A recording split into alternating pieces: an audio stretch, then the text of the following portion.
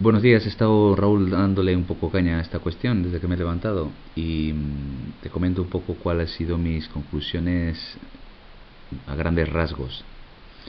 Como hablamos ayer, recuerda, estuvimos discutiendo de la necesidad de acertar en la prueba desde el punto de vista metodológico.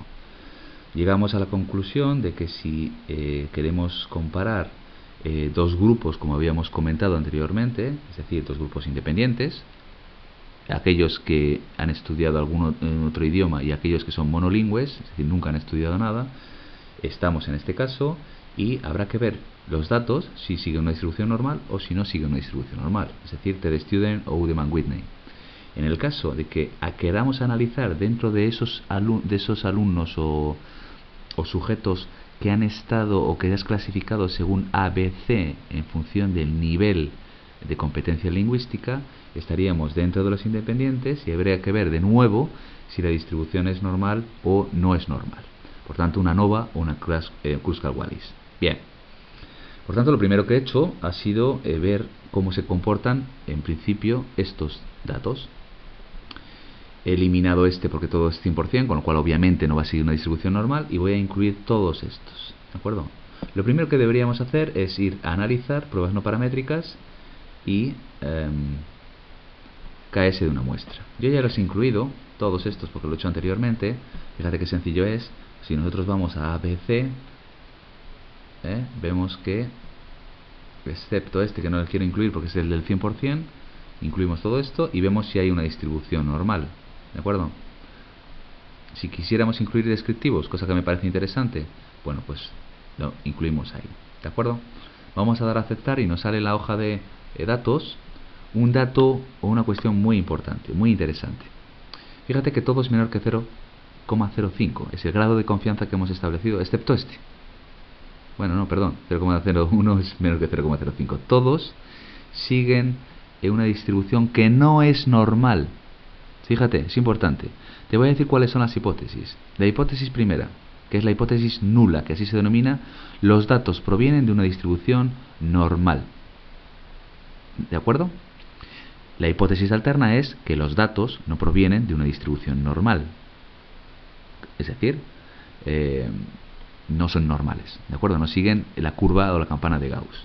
¿Cuáles son las condiciones? Y esto es fundamental y quiero que te quede clarísimo.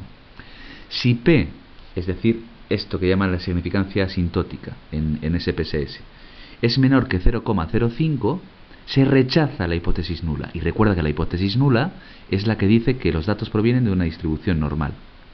Sin embargo, si es mayor que 0,05, se acepta la hipótesis alterna. Perdón, no se rechaza la hipótesis nula y por tanto se acepta la hipótesis nula. ¿Qué significa?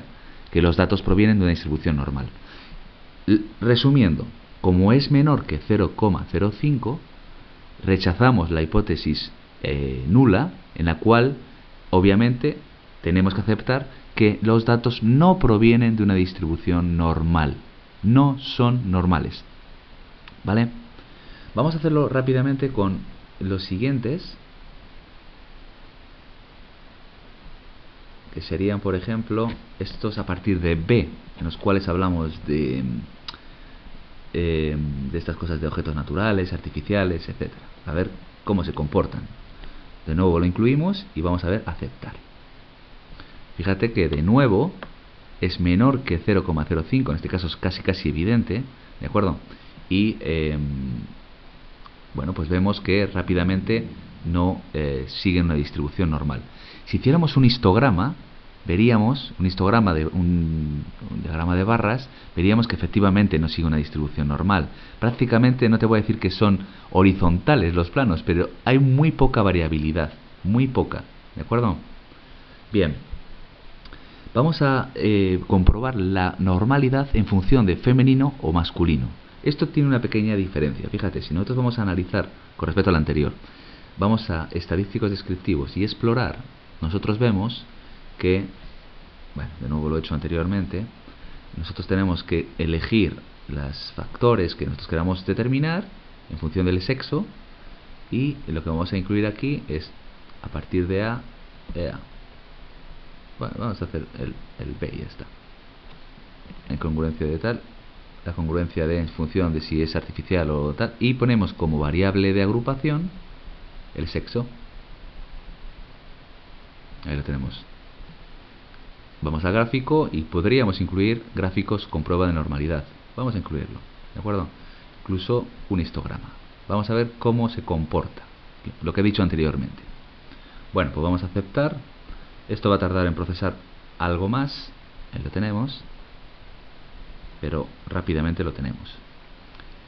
Quiero que entonces te quede claro esa cuestión, ¿de acuerdo? Es decir, si es menor que 0.05, rechazamos la hipótesis nula, que nos dice que, la hipótesis nula nos dice que los datos provienen de una distribución normal. Si es mayor que 0,05, aceptamos la hipótesis nula, o no rechazamos la hipótesis nula. Fíjate, ya nos viene el resumen del procesamiento de datos en función de todas estas variables, en si es mujer o hombre. Vemos que como el número de individuos en este caso es menor de 50, en este caso, porque en este caso no, son mayores de 52. Fíjate la gran diferencia que hay en tu muestra de los hombres con respecto a las mujeres. Esto podría ser un pequeño problema, ¿de acuerdo? Porque no hay una uniformidad en el género, ¿de acuerdo? Por tanto, ahí nos pueden falsear los datos. ¿Qué es lo que está ocurriendo aquí? Que en la mujer, en la cual tenemos un número importante, evidentemente no podemos coger Kolmogorov-Smirnov porque las dos muestras no tienen mayor de 50, ¿de acuerdo? Tenemos que ir a Shapiro-Wilks. Y aquí nos dicen que el nivel de significancia, en este caso, es menor que 0,05, menor que 0,05, menor que 0,05, bla, bla, bla. ¿Y qué significaba menor que 0,05? Que rechazábamos la hipótesis nula, es decir, que rechazamos que los datos provengan de una distribución normal, es decir, no siguen una distribución normal. ¿Qué ocurre en los hombres? Pues que efectivamente es mayor que 0,05, aquí, aquí, aquí, aquí, aquí y aquí. ¿Y eso qué puede significar? Bueno, obviamente significa que no rechazamos la hipótesis nula, es decir, para los hombres sigue una distribución normal, pero eso puede estar falseado o puede estar sesgado porque tenemos un número muy pequeño de hombres comparado con el de mujeres, ¿de acuerdo?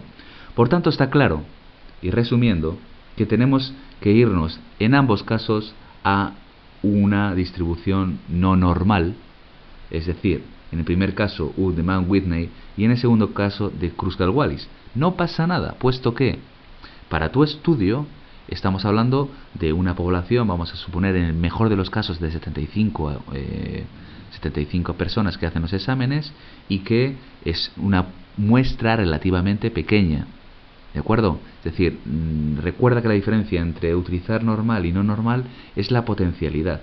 Esta es mucho más, tiene un potencial mayor y por tanto es de alguna manera estadísticamente más fiable, pero no tenemos otra opción que elegir esta opción, ¿de acuerdo? No tenemos otra alternativa porque los datos nos proporcionan lo que nos proporcionan y hay que ser muy rigurosos.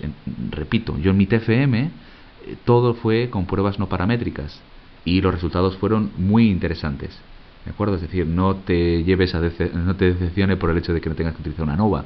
No. Puedes utilizar un Kruskal-Wallis justificando por qué, sabiendo de cuáles son las limitaciones de tu estudio y pueden ser tan interesantes como una paramétrica, ¿de acuerdo? Bueno, esta es la primera parte de mi vídeo. Hasta luego.